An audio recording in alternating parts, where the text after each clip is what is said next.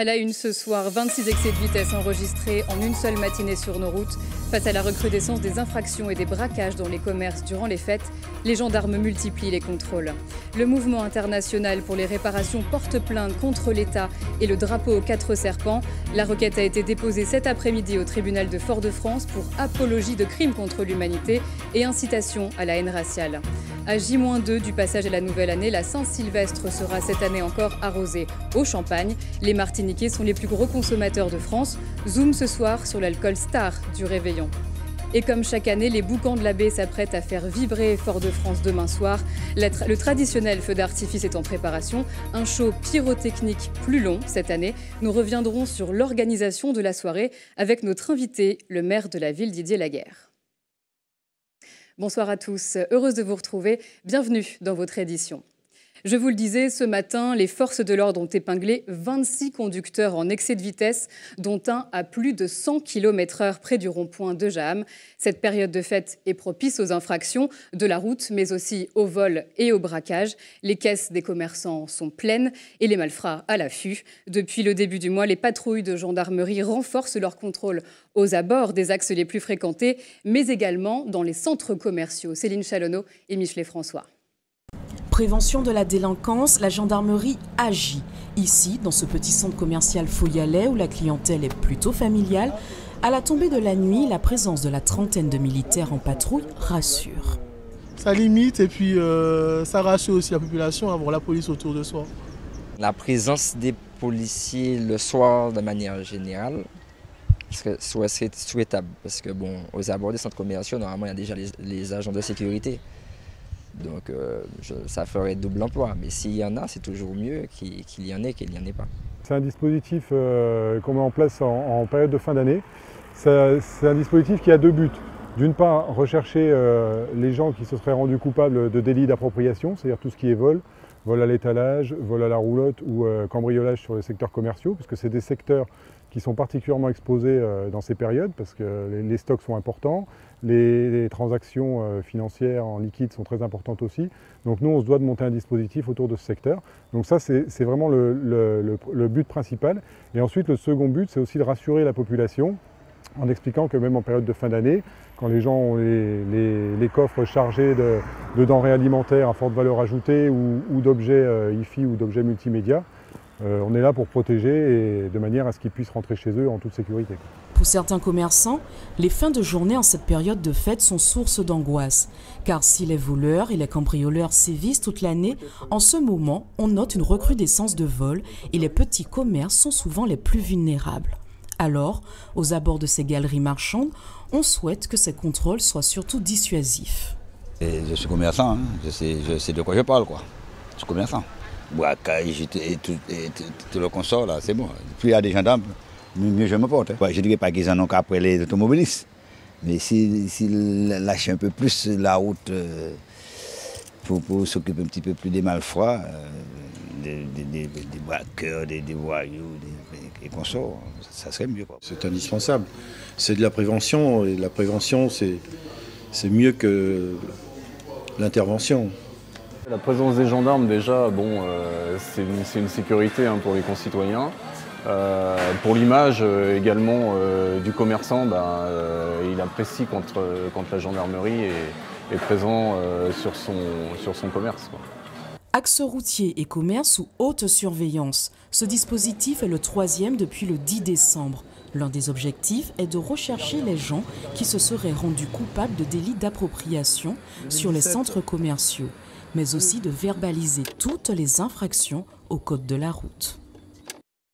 En bref, dans l'affaire de la mort suspecte au Vauclin, l'enquête concernant le meurtre d'Hugues Marguerite se poursuit. L'homme de 55 ans avait été retrouvé tué par arme blanche à son domicile le 25 décembre dernier. Sa compagne avait depuis été interpellée et entendue par les gendarmes. Le corps d'Hugues Marguerite devait être autopsié jeudi. L'acte a été reporté au 4 janvier prochain. Sa compagne, qui présenterait des troubles psychiatriques, a été hospitalisée sous contrainte. Mouvement international pour les réparations porte plainte contre l'État et le drapeau aux 4 serpents. Suite à la pétition récemment lancée pour le retrait du pavillon bleu, c'est au tribunal de Fort-de-France que le MIR a déposé sa requête cet après-midi pour apologie de crimes contre l'humanité et incitation à la haine raciale. Les explications de Johan Boulard et Loïc Régis. Au nom du MIR, déposer des plaintes. Une plainte pour apologie de crimes contre l'humanité et incitation à la haine raciale. Dans la mire du Mouvement international pour les réparations, un pavillon vieux de 250 ans, étendard des navires en charge de la traite négrière entre la Martinique et Sainte-Lucie. Il est inadmissible qu'en terre martiniquaise, que l'emblème aux 4 serpents, et qui est une marque du colonialisme et de l'esclavage, eh bien, existe toujours en Martinique et soit porté dans certains bâtiments publics et plus particulièrement par les autorités de l'État. Imposé par un décret royal aux bâtiments en charge du commerce triangulaire, il permettait à l'époque de les distinguer dans les différents ports de France. Ce symbole du colonialisme est rejeté par les sympathisants qui dénoncent une justice à 2 vitesses. Qui à l'heure nous là, qui juif qui accepte que la police là a mis les bails en quoi gamé, a mis en quoi gamé bon commissariat, etc. Et c'est de laisser 2 poids 2 mesures, c'est réalité que l'État français il fait aussi par qui a enragé nous et nous en tant qu'Africains nous ne pouvons pas considérer que il a affligé nous H24 un symbole qui a fait apologie de l'esclavage et de crimes contre l'humanité. Une nouvelle prise de position contre le gouvernement. Les militants espèrent marquer un coup d'arrêt à une logique colonialiste. Pour l'un des avocats du MIR, le rapport de force instauré avec la France marque une nouvelle ère pour la Martinique. Nous arriverons à faire céder la République française, qui est très attachée au colonialisme et à cette croix gammée, et il va falloir qu'elle abandonne cette croix gammée. Les 4 serpents, c'est la croix gammée. De la même façon qu'on interdit le port de ces signes-là, il faut interdire le port de cette croix gammée martiniquaise qui est le symbole des 4 serpents, si cher, c'est vrai, à ceux qui sont nostalgiques d'un temps criminel. Les plaintes avec constitution de partie civile ont été déposées de manière individuelle. Reste maintenant au parquet à ouvrir les instructions ou alors à les classer sans suite. On ne peut pas accepter qu'en Martinique, on rétablisse l'esclavage. J-2 avant le passage à la nouvelle année qui marque également la révision de certains tarifs comme ceux du carburant et du gaz. Bonne nouvelle, à compter du 1er janvier, le prix du sans-plomb à la pompe baissera de 2 centimes au litre et passera ainsi de 1,42 € à 1,40 €. En revanche, le prix du gazoil augmentera d'1 centime par litre. Concernant la bonbonne de gaz, elle coûtera 29 centimes de moins par rapport à décembre. Dimanche soir, vous serez certainement nombreux à célébrer la Saint-Sylvestre au Champagne. Il faut dire que les Martiniquais sont sur la première marche du podium des plus gros consommateurs de France. 1/3 des ventes est réalisé durant les fêtes. Plus d'1 million de bouteilles ont été importées chez nous cette année. En grande surface ou chez les spécialistes, les consommateurs apprécient les bulles. Reportage Loïc Régis et Johan Boulard. Peu importe le flacon, pourvu qu'on ait l'ivresse. Evelyne est à la recherche de champagne de qualité. Elle a donc décidé de s'approvisionner chez un caviste. Pas de marque mondialement connue dans son viseur. Elle s'intéresse uniquement aux productions de petits récoltants. Cuvée des moines. Donc c'est pas tout à fait un péché. On n'a pas goûté le champagne au niveau des petits producteurs. Et effectivement, j'ai eu la surprise de constater que c'est sur la même voie, quoi. C'était une bonne surprise? Oui, bonne surprise. Le plus souvent, des fois, c'est un peu cher. Je ne dis pas le contraire. Mais on est souvent surpris de trouver des petits récoltants qui font du bon champagne et du bon vin aussi. Et ces noms peu connus peuvent cacher d'agréables surprises en bouche. Des bouteilles au design sobre, mais à l'arôme insoupçonné. Les petits producteurs ont la cote cette année. Les petits producteurs, c'est parce que nous avons fait une belle communication. En fait, on fait des dégustations, qu'on lance un nouveau produit afin que le consommateur martiniquais fasse sa découverte. Sinon, il y a des gens qui ont vécu en métropole, donc qui connaissent le produit. Et puis, c'est le bouche à oreille, beaucoup pour le petit producteur. Sinon, les grandes marques, c'est la communication interne, marketing, la réputation du produit. Dans cette grande surface, place au prix cassé, tarif d'appel à 14 €, champagne de marque à 20 €. Plus de 70 références pour tous les types de budgets, alors forcément, l'acheteur est tenté. La qualité, hein, c'est un petit peu la qualité, et puis bon, aussi les prix, c'est normal. Sans les bulles, on ne fait pas le 31. Le prix, ça compte, mais en fin d'année, bon, le 31, on peut faire des exceptions.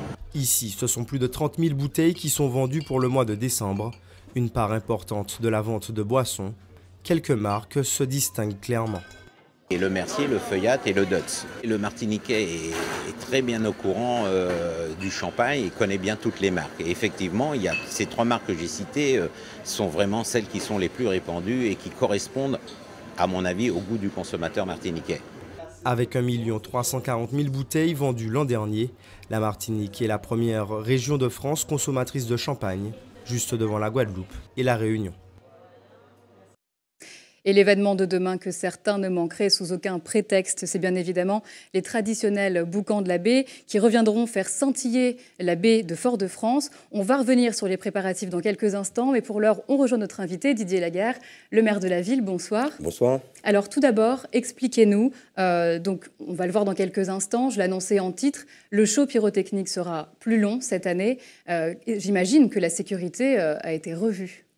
Non, la sécurité n'a pas été revue. Disons que la sécurité, c'est celle qu'on a l'habitude de mettre en place autour de ce type de manifestations qui peuvent réunir jusqu'à 30 000 personnes sur la savane. J'entendais renforcer. Donc on a des barrières, on a un système de filtrage, de barriérage qui empêche aux véhicules, voitures et motos d'accéder sur le Malécon, sur la savane, avec un système de police municipale, police nationale, agents de médiation et puis agents de sécurité pour que chacun puisse évoluer en toute sécurité.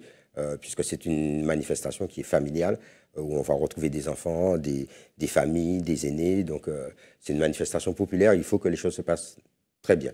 Donc justement, l'an passé, 30 000 personnes étaient au rendez-vous. Les restaurants, les musées, les lieux culturels seront ouverts au public toute la soirée. Plus largement, on parlait de sécurité, mais qu'est-ce qui va être peut-être renforcé? C'est là où je voulais en venir, sachant qu'il faut quand même prendre compte de la menace terroriste.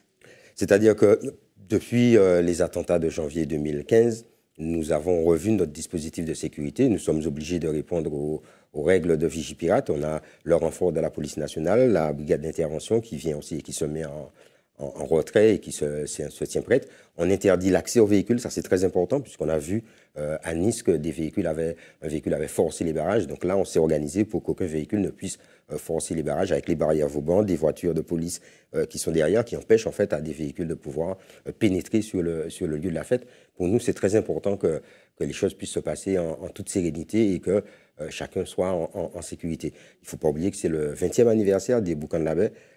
C'est un concept, c'est un feu d'artifice, mais c'est aussi un concert. Ce sera Victor O après, mais il y aura aussi Martinique Big Band avant. Et puis il y a les musées, il y a les restaurants qui accueillent, qui font des menus spéciaux, qui sont en partenariat avec l'Office de tourisme, qui font des menus spéciaux de façon à ce que chacun puisse trouver son bonheur. Et puis on sait aussi qu'il y a des bateaux sur l'eau qui accueillent des gens, il y a les hôtels, il y a de l'autre côté de la baie, aux Trois-Îlets, des restaurants qui sont pleins parce qu'on voit le feu des Trois-Îlets, on voit le feu du Diamant, des hauteurs du Diamant. Et donc, c'est une manifestation qui concerne l'ensemble de la Martinique. Justement, on va parler du stationnement. Qu'est-ce qui a été mis en place justement pour permettre la libre circulation sans que ce soit embouteillé? Comment ça va se passer? Alors, les gens pourront garer sur les parkings Silo, ils pourront accéder au parking Silo, l'Afcadio, Hearn, la Pointe-Simon, le parking de la Pointe-Simon, le parking du port, le terminal Interilles, et puis toutes les voies du centre-ville, le parking Périnon, le parking avec gendarmerie, et puis toutes les voies du centre-ville qui sont disponibles au stationnement et qui permettent à tout le monde de pouvoir trouver son compte. J'appelle aussi les automobilistes, parce qu'ils sont très nombreux à se mettre sur la rocade, à faire preuve de prudence, même si c'est toléré, faire preuve de prudence pour qu'il n'y ait pas d'accident.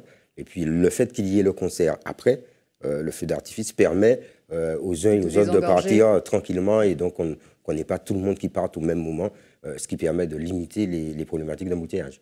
Alors, outre le feu d'artifice, on y reviendra dans quelques instants, vous commenciez à parler des temps forts, quels seront-ils ? Bien, les temps forts, c'est d'abord l'ouverture des musées, le musée Aimé Césaire, le musée d'ethnographie, le musée d'archéologie.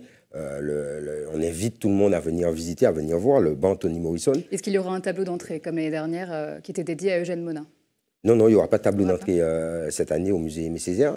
Il y a également la bibliothèque Schellcher qui sera ouverte. Il y a la cathédrale qui sera ouverte avec une crèche qui a été réalisée à la cathédrale. Et puis il y a également tous les lieux, tout le patrimoine que j'invite chacune et chacun à regarder, le patrimoine architectural de la ville de Fort-de-France qui est magnifique, qui n'est pas que public d'ailleurs, qui est aussi privé.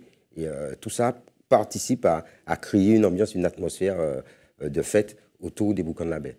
Et donc 20h30, le feu d'artifice, suivi à 21h du concert de Victor O. 19h30, le premier concert, oui. 20h30, le feu d'artifice qui va durer une demi-heure cette année pour les 20 ans. Au lieu de 20 minutes traditionnellement. Et puis à 21h, il y a Victor O et ses invités, Dominique Coco, Jocelyne Bérois qui vont enchanter le public. Tania Saint-Val aussi, il me semble. Il me semble bien, oui. On va peut-être pas non plus divulguer les autres, c'est toujours une surprise. Expliquez-nous d'ailleurs quel est le budget d'un tel événement pour la ville. Comment est-il financé? Est-ce que c'est toujours 80% de la CTM et 20% de la ville? Comment est-ce que c'est réparti? Le budget est réparti entre des partenaires privés, la ville de Fort-de-France qui finance à hauteur de 40 000 euros, la CACEM qui apporte aussi des fonds et la CTM qui apporte 100 000 euros. Le budget de cette année est de 180 000 euros à peu près, puisqu'il est le feu est un peu plus long que d'habitude et c'est quand même une opération très technique et très sécurisée. On est obligé, on ne le sait pas, mais on est obligé de fermer le couloir aérien et aucun avion ne peut atterrir pendant que le feu est tiré pour des raisons de sécurité. Et donc c'est pour ça que ça commence à 20h30 pile et que ça s'arrête à 21h pile pour que les avions puissent recommencer à atterrir. On parlait du feu d'artifice. On va y revenir tout de suite. Notre équipe s'est rendue cet après-midi au Fort Saint-Louis, dans les coulisses, au niveau des remparts. Regardez. Dernier préparatif pour consolider les chariots de poudre. Après 4 jours d'installation, les choses prennent forme. Là, je suis en train de rajouter une latte sur cette batterie de mortier. Parce que dans ce mortier-là, on a du 150. 150 mm, ça veut dire que chaque bombe fait 150 mm. C'est des gros trucs comme ça et puis ça dégage fort. Donc, pour demain soir, pour qu'une bombe parte et que le tout ne se couche pas, là, on aura le bordel total. Donc, il faut bien sécuriser ça. Il faut bien ajouter des lattes pour que quand ça part, on n'ait pas d'accident, en fait. Tout est fin prêt pour cette 19e édition des Boucans de la Baie. Et vous en prendrez plein les yeux. Les artificiers ont prévu plus d'explosifs cette année. Des effets multicolores, mais aussi il va y avoir des effets monochromes. Certains tableaux vont être pendant 1 minute tout de bleu, tout de doré.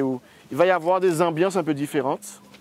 On est surtout sur un feu qui est quand même 10% plus intensif que l'an dernier. Parce que le pré-bouquet et le bouquet, donc vous avez le bouquet ici et le pré-bouquet juste avant, il y a à peu près, juste pour les connaisseurs, à peu près une centaine de bombes en supplément. Un spectacle haut en couleur qui devrait se dérouler sur des rythmes musicaux de chez nous. L'Office de tourisme, suite au décès de Thierry Raoul Grivelier, a vivement souhaité profiter de ce spectacle pour rendre un hommage à Thierry Raoul Grivelier. Donc ils m'ont fourni quelques titres. Et moi, j'ai essayé de trouver des titres qui soient bien rythmés, parce qu'il faut aussi mettre de la musique qui aille avec les feux. C'est pas tout dire de prendre une musique et de la... Il faut quand même que le spectateur qui soit en bas et qui regarde se dise, tiens, ça ressemble à quelque chose. La dernière opération délicate sera effectuée demain. Les artificiers connecteront les détonateurs pour enflammer la baie de Fort-de-France à partir de 20h30. Un dernier mot rappelle l'heure des festivités. Les festivités commencent à 16h, le premier concert à 19h30 et puis le feu à 20h30 et le concert de Victor O à 21h. Didier Laguerre, merci d'avoir été avec nous ce soir. Restez avec nous dans un instant, direction la Guadeloupe à la rencontre de femmes détenues. L'occasion pour la présidente du conseil départemental d'aborder les mesures fortes envisagées pour leur future réinsertion sociale. En Guyane, nous reviendrons sur la mort suspecte d'un nourrisson. L'hôpital se dédouane aujourd'hui de toute faute médicale. Et puis dans votre JT des communes, rencontre avec un pilier de la gastronomie locale à Tartane. Vous découvrirez Lise, l'ancienne propriétaire du restaurant mythique Le Fond de la Mer. Après plusieurs mois de travaux, l'établissement a réouvert ses portes. En Guadeloupe, je vous le disais, les femmes détenues s'apprêtent elles aussi à franchir le cap de la nouvelle année. La présidente du conseil départemental est allée ce matin à leur rencontre au centre pénitentiaire de Fonsarail à Bémao. Certaines de ces femmes sont mères, d'autres adolescentes et donc mineures. L'occasion d'échanger sur leur situation sociale et d'envisager des mesures d'accompagnement en vue de leur future réinsertion. Yvan Lemar. Cette visite s'inscrivait dans le cadre des assises de la famille menées par le conseil départemental. Durant 4 heures, la délégation menée par Josette Borel-Lincertin a pu découvrir les structures et dispositifs existants pour l'insertion des femmes et des mineurs détenus. Un moment qui a permis à la présidente du département d'échanger avec ces femmes. On voit beaucoup de feuilles pour les hommes, mais très peu pour les femmes. Et ça aurait été bien qu'on nous donne des choses un peu plus motivées, des choses qu'on apprenne, parce que nous sommes ici, on fait du sport, mais nous avons que le sport le lundi et le mercredi. Mais cela est insuffisant. J'aurais bien aimé travailler, faire un truc pour passer un peu le temps, parce que des fois on est là, on n'est pas occupé, on réfléchit beaucoup. On tourne, on retourne dans la cellule et je trouve que c'est un peu ennuyant. Après cette visite, des axes de travail ont été retenus. La première chose, donnez-nous du travail, la formation professionnelle, emmenez la formation professionnelle, parce que même si nous sommes en prison, après, quand nous sortirons, nous avons besoin d'une compétence nous permettant de mettre le pied à l'étrier. Donc c'était de l'écoute, c'était aussi de l'engagement de ma part, au-delà de l'écoute, et un engagement mesuré, parce que je pense que lorsqu'on parle d'insertion, il faut vraiment s'engager pour que nous puissions dire notre mission au conseil départemental. C'est l'insertion, donc de dire que nous avons peut-être jeté ce que j'appelle une graine d'espoir. Durant cette visite, les parlementaires présents ont pu affirmer leur volonté d'accompagner le département sur cette thématique. Je vais proposer au directeur de la prison de mettre en place des ateliers sur l'esthétique, des ateliers soigne ton look, des ateliers de couture, mais aussi là, j'ai décidé d'ouvrir une banque aux livres sur mon site Facebook pour justement créer une bibliothèque pour le quartier des femmes au centre pénitentiaire de Bémao. S'agissant du quartier des mineurs, à charge pour nous de trouver les voies et les moyens, notamment les dispositifs de droit commun pour pouvoir les accompagner quant à leur insertion et peut-être voir avec l'éducation nationale la convention au niveau de l'éducation nationale pour que ces jeunes puissent passer leur examen, puissent avoir leur diplôme.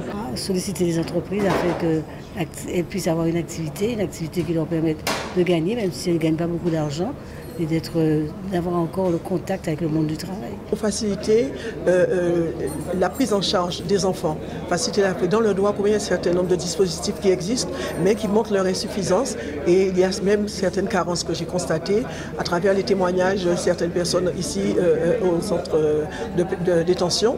Donc il va falloir qu'on améliore la qualité de la prise en charge des enfants pour leur insertion, mais aussi pour leur orientation au niveau scolaire. Actuellement, une vingtaine de femmes et une dizaine de mineurs sont détenus au centre pénitentiaire de Bémao. En Guyane, à présent, quelques jours après la mort suspecte d'un nourrisson, la direction de l'hôpital sort du silence et se dédouane aujourd'hui de toute faute médicale. Vous voyez ces réactions captées par nos confrères d'ATV Guyane. Alors, les conclusions de cette enquête sont que l'enfant a été vu, aussi bien par les infirmiers que par les médecins, dans des délais rapides. Il faut dire que cette journée-là et cette nuit-là, en fait, il n'y avait pas un excès de malades par rapport au nombre de personnels qui devaient les prendre en charge. Que par ailleurs, les signes qui devaient être recherchés pour savoir qu'est-ce qu'il fallait faire à cet enfant, du point de vue de l'hospitaliser ou pas, ou du point de vue du traitement, ont été recherchés. Ils sont consignés dans l'observation et ils étaient à un niveau qui, selon les prescrits des sociétés savantes, n'imposait pas une hospitalisation. Il n'en reste pas moins que, telles que les choses se sont produites, tragiquement, les critères qui ont été respectés ont été pris en défaut. Au service des urgences, la nuit, il n'y a pas de pédiatre.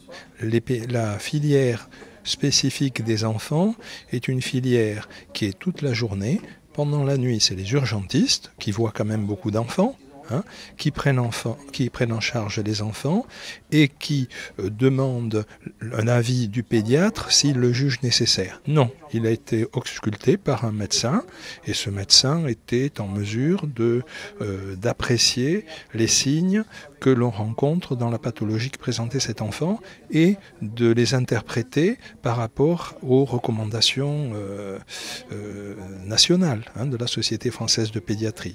C'est malheureux de le dire, mais quand même une pathologie courante et qui n'est pas d'une difficulté majeure. Par contre, on sait que dans un certain nombre de cas, elle peut être vraiment grave et c'est pour ça qu'il faut chercher certains signes qui disent qu'il faut le garder à l'hôpital. Il est temps à présent de se rendre du côté de vos quartiers. Tout de suite, le JT des communes.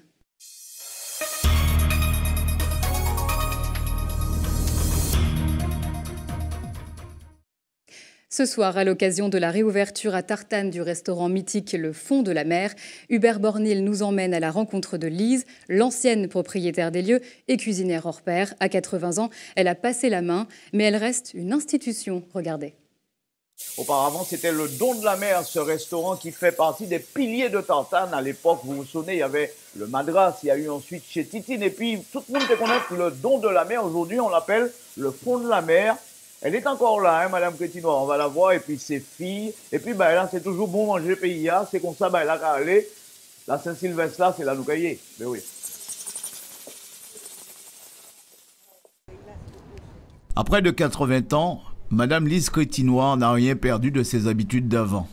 Descendre au bord de mer, négocier du bon poisson frais ou de la langouste, elle s'y connaît à fond. Et dans le coin, on peut dire qu'elle est respectée. Pardon. C'est moi dernier qui était, et puis nous pouvons les bons dieux pour nous faire là encore. Mais nous là jusqu'à la mort, si Dieu veut. Cela fait plus de 40 ans qu'elle tient son restaurant tout en haut des marches, face à la baie de Tartane. Mon client local. Mon aidé local et puis touriste. En cuisine, c'est Mireille qui assure la relève. Comme sa sœur, elle a baigné dans cet univers depuis l'enfance. À l'origine, c'est une famille de marins-pêcheurs, des Tartanais, pure souche. Pilier restaurant Tartane, c'était Médel, Titine, Médel et puis maman. Il ne faut pas nous quitter sa mort, puisque c'est maman là, mais il parle éternellement. Donc, il faut qu'il y reprenne derrière et ça va suivre. Lise Crétinois a de quoi être fière du cadeau qu'elle a laissé à ses enfants. Maintenant, elle peut passer la main, mais elle se tient toujours prête en cas de besoin. Bon, il me manque des choses dans ma sauce là. Bon. Et puis, je pourrais prendre la main, ou alors ouvrir ça, il a fait ça belle pour tout le monde, les gens venir pour se sentir en côté. Voilà, mais la clientèle attend, je me dépêche quant à moi. Et puis, ça me sert de training pour la soirée du 31. Il y aura notamment un fameux pâté en pot, comme on dit, de langouste. Alors, crevettes pour madame. Merci. Bon appétit. Alors, pâté en pot de langouste, il y aura en tout cas un beau menu avec DJ et tout. Ça sera la fête ici. Bon appétit. Merci.